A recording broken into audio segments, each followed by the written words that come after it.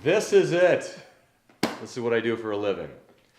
I used to do it a lot more for a living, but because the economy's so bad, and I've said this in so many speeches I've given around the district, we're literally down about 65 to 70%. In fact, every time I give a speech, I'd say a month later we determine, my God, we're down about another 5% from the year before.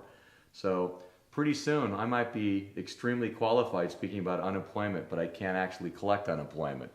Because we basically have a monopoly on unemployment here if we get any worse in our business, because it is so slow. And it's not just me saying this, it's everybody I'm talking to in the painting business and or in the building businesses, you know, as far as construction. Everybody I know is suffering right now, and I don't see it getting much better. I just don't see it, and no one else does either. We don't get the phone calls we used to get. In fact, I'd have to say that from what I'm hearing from real estate agents and other people we're dealing with as far as real estate who know what's coming down the pike as far as all these foreclosures, they're forecasting the economy getting far worse because the housing crisis is just going to keep on getting worse. And they know that that's going to cut back a lot more jobs and it's going to cause a lot more unemployment, not just in my industry, but across the board. So we have friends that have just lost their jobs that are in every facet of work you can imagine. I want to get people jobs, and I want to get people to understand that the only way to get jobs is to stop this chaos, these wars, and feeding this baloney about the war on terror when we're causing so much terrorism. So, well, anyway, back to the job site here. Yeah. But as far as painting, I started painting when I was probably about 14 years old. My buddy and I decided, hey, we can paint some apartment buildings through some people we had met that were from the South who bought some apartment buildings. Mr. and Mrs. King. So they allowed us to do their apartment buildings, and it was just like a Breck commercial. As soon as we did their buildings, people said, hey, these guys are great, and it started going from one job to the next, and it just started spreading. And we got quite a bit of work. And then another friend came aboard, Greg's brother.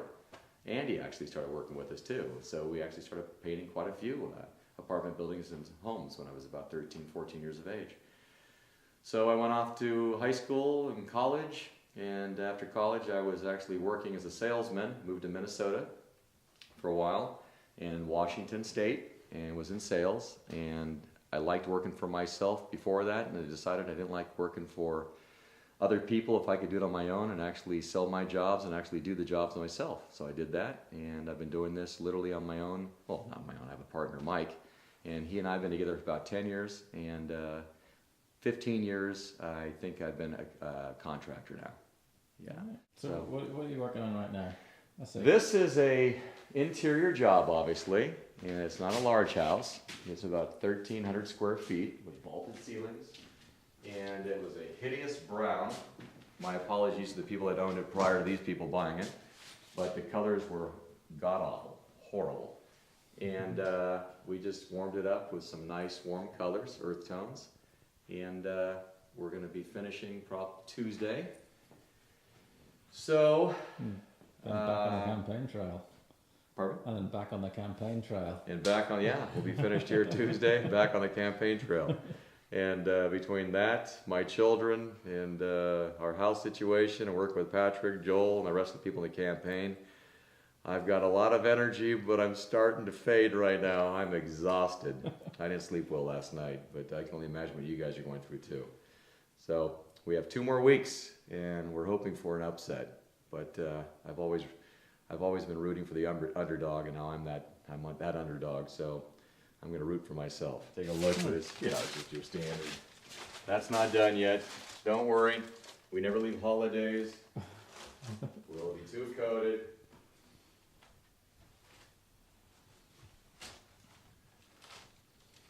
Yeah, it's all about the prep. Yeah, it is. 90% of it's prep. And we did work with this lady, boy, I think 11 years ago. We got a phone call just the other day, and she said, we worked together about 2 or 3 years ago. And I'm thinking, wow, it's only been 2 or 3 years? I looked at the records. It was 11 years ago. Wow, how time flies. And she is voting for me.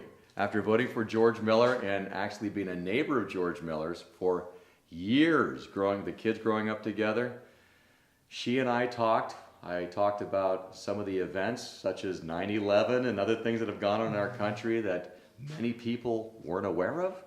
And we talked for about 15 minutes. I gave her some DVDs and some information. She looked at me, gave me a hug, and said, I'm going to vote for you, but I can't allow you to put a sign. I can't allow other people that know that I know George Miller to put that on my front lawn. But she said, you're getting my vote. So thank you very much. And she's a wonderful person. She's a kick in the pants. Yeah, she and her daughters, they're just great people. So, word of mouth. She kept my card, remembered our name from years ago. And that's nice. That's how it works. All of the work, we don't advertise much. We've done in the past quite a few $1,000s over the years in advertising, and it didn't really get us much work. It was always the word of mouth. So that's what we're hoping in our campaign. We don't have the budget to a lot of money towards advertising, except for making up our own flyers, handing them out at BART stations, as Patrick's been doing, and thank God for Patrick here. And otherwise, it's just word of mouth, and hopefully people are going to spread the word. And when they read that flyer, as Bee did, when Bee was reading the flyer, she said, how could anybody not vote for you? You're running on great stuff, and it's wonderful to see, and I'm proud of you. And I'm proud of what we're doing. And we're really trying to make a change for the better for all of us. And it's really, truly the people like us who are the working class and the working poor. Those are the people that aren't being represented, and there shouldn't be a working poor. And the sad thing is the middle class is shrinking into the working poor. Every day it's getting worse.